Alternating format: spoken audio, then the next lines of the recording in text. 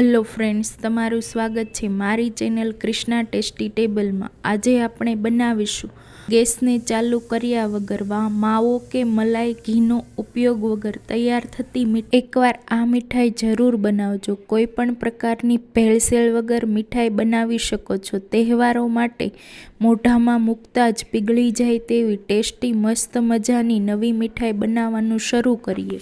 Recipe સારી લાગે તો લાઇક અને શેર જરૂર કરજો। આવી જ નવી રેસીપી જોવા માટે ચેનલને સબસ્ક્રાઈબ ન કરી હોય તો જરૂર કરજો। તો હવે સૌથી પહેલાં 5 મિનિટમાં તૈયાર થતી આ નવી મીઠાઈને આજે આપણે મિક્સરમાં બનાવીશું। તો અહીંયા મિક્સર જારમાં અડધો કપ જેટલી ખાંડ ઉમેરીએ, સાથે અહીંયા 3 નંગ જેટલી એલચી લીધી છે અને આને એકદમ સારી રીતે બારીક પીસી લેશું। અહીંયા તમે ખાંડની જગ્યાએ ચાહો તો સાકરનો ઉપયોગ પણ કરી શકો છો।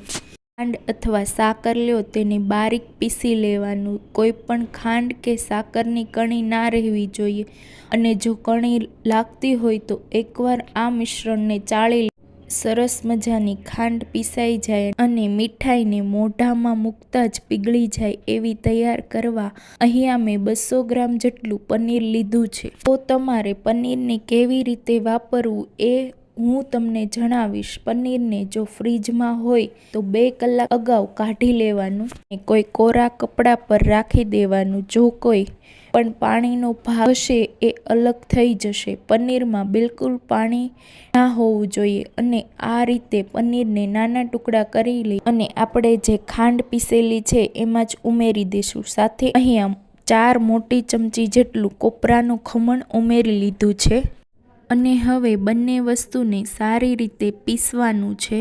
મિક્સરને ચાલુ બંધ કરીને 1 થી 2 વાર મિક્સરને ચાલુ બંધ કરશો એટલે આ રીતનું મિક્સર તૈયાર થઈ જશે।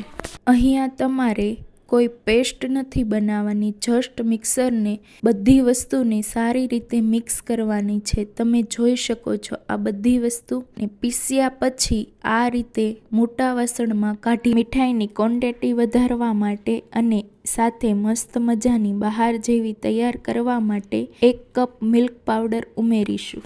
મીઠાઈને થોડી રીચ બનાવવા માટે અહીંયા કાજુ બદામની ફ્લેક્સ અને પિસ્તાની ફ્લેક્સને ઉમેરી હળવા હાથે આ મીઠાઈના મિશ્રણને સારી રીતે મિક્સ કરી લઈશું। તમે આ મીઠાઈને વ્હાઈટ કલરની પણ રાખી શકો છો, પણ મેં આને કેસર ફ્લેવરની તૈયાર કરવા માટે રસમલાઈ ફ્લેવરની બનાવવા માટે 1 ચમચી દૂધમાં 1/4 ટીસ્પૂન જેટલું કેસર પલાળી લીધું છે।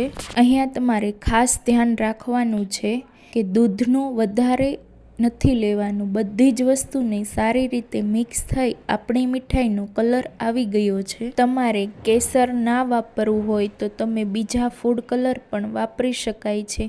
બીજા કોઈ પણ ફૂડ કલરમાં મીઠાઈ તૈયાર કરવી હોય તો તમે કોઈ પણ કલરનો ઉપયોગ કરી શકો।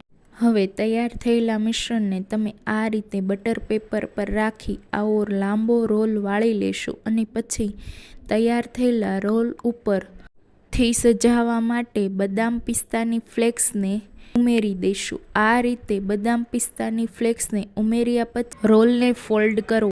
આવી જ રીતે બીજી બાજુ બદામ પિસ્તાની ફ્લેક્સ રાખી દઈએ અને રોલને આવી રીતે હલકા હાથે રોલને ઉપરથી પિસ્તાના રોલ પર લગાવી દઈએ। પછી આ રીતે એકદમ હલકા હાથે તમારે રોલને વાળી લેવાનો છે। હવે આમ તો આ મીઠાઈ તૈયાર છે, બિલકુલ બજાર જેવી સરસ કટ કરી શકાય। એના માટે સેટ થવા માટે ફ્રીઝમાં રાખીશું। તો લગભગ અહીંયા અડધો કલાક જેવું મીઠાઈના રોલને ફ્રીઝમાં રાખી દેવા, જેથી રોલ થોડોક કડક થઈ જશે અને પરિણામે એકદમ સારી રીતે કટ કરી શકાશે। અડધો કલાક પછી જુઓ તો એકદમ મીઠાઈનો રોલ તૈયાર થઈ ગયો છે। હવે આ મીઠાઈને ઉપરથી સજાવવા માટે મેં અહીંયા સૂકી ગુલાબની પાંદડી લીધી છે।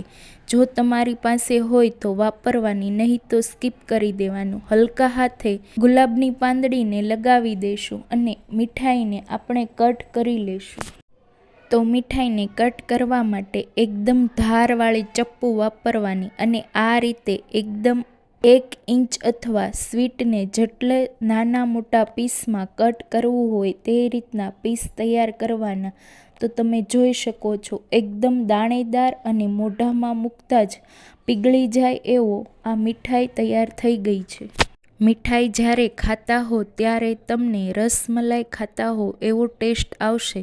તમે કાજુ કે માવાની મીઠાઈને પણ ભૂલી જશો. એકવાર આ મીઠાઈની રેસીપી ટ્રાય કરજો, તમને બહુ જ ભાવશે. મજાની વાત એ છે કે આ મીઠાઈ ફટાફટ બનીને તૈયાર કરી શકો છો. તો મહેમાનો માટે ઝટપટ મીઠાઈ તૈયાર કરી શકાય છે અને આ મીઠાઈને એકવાર બનાવ્યા પછી તમે ફ્રીઝમાં 7 થી 8 દિવસ સુધી સ્ટોર કરી શકો છો.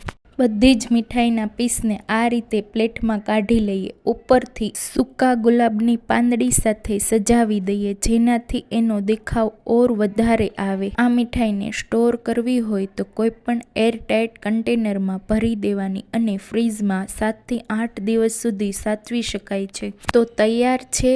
મોઢામાં મૂકતા જ પીગળી જાય અને જોતા ખાવાનું મન થઈ જાય એવી આ નવી મીઠાઈ કે રસમલાઈ રોલ એકવાર જરૂર બનાવીને ખાશો તો તમને આ મીઠાઈ વારંવાર બનાવશો. તમને આજની આ એકદમ ટેસ્ટી મીઠાઈની રેસીપી કેવી લાગી કોમેન્ટમાં જરૂર કહેજો.